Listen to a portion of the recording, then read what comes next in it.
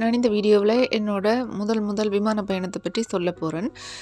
நான் வந்து தனியாக இலங்கையிலேருந்து துபாய்க்கு போன அந்த விமான பயணத்தை பற்றி தான் நான் சொல்ல போகிறேன். இது வந்து நான் தனியாக வலிக்கிட்டதால் எனக்கு கொஞ்சம் பயம், கொஞ்சம் திகில்.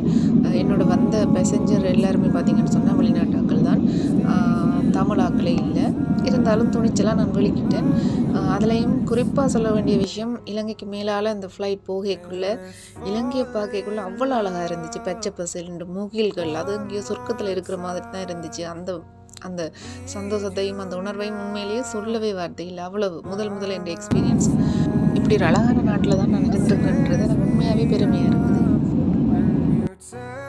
அப்படியே அதுக்கு எதிர்மாறாக இந்த மத்திய கிழக்கு நாடு எல்லைக்குள்ளே நாங்கள் வந்த உடனே பார்த்தா முழுக்கவே ஏதோ மணலில் பெட்டியாக என்னவோ அடுக்கி விட்டுருக்குற மாதிரி தான் இருந்துச்சு. எனக்கு அவ்வளோ இதெல்லாம் ஒரு நாடோன்ற அளவுக்கு இந்த உண்மையான இந்த உணர்வு அப்படி தான் இருந்தது. இந்த ஒரு பாலைவன நாடுன்னு சொல்லி தெரிஞ்சிருந்தாலும் ஃப்ளைட்லேருந்து பார்க்கல இவ்வளவு மோசமாக இருக்குன்னு சொல்லி நான் எதிர்பார்க்கல.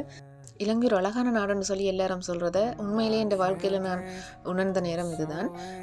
இருந்தாலும் இந்த கட்டடங்களுக்குள்ளே சேஃப்டியாக போய் லேண்ட் ஆகிடணுன்றது தான் இந்த பயமாக இருந்துச்சு. என்னை பொறுத்த வரைக்கும் அப்படியாவது ஒரு தடவையாவது ஃப்ளைட்டில் போயிடணும்ன்ற என் ஆசை நிறைவேறிட்டுது. உங்களுக்கும் அப்படி இன்னமும் நீங்கள் ஃப்ளைட்டில் போகிறதுக்காக வெயிட் பண்ணுறீங்களா, அல்லது போயிட்டு அடிக்கடி போய் வர ஒரு ஆளான்னு சொல்லி நீங்கள் எனக்கு கமெண்டில் சொல்லுங்கள். என்னை பொறுத்த வரைக்கும் இது ஒரு அட்வென்ச்சர் தான். எனக்கு தான் தெரியும் நான் அவ்வளோ மரண பீதியோடு இருந்தேன்னு சொல்லி.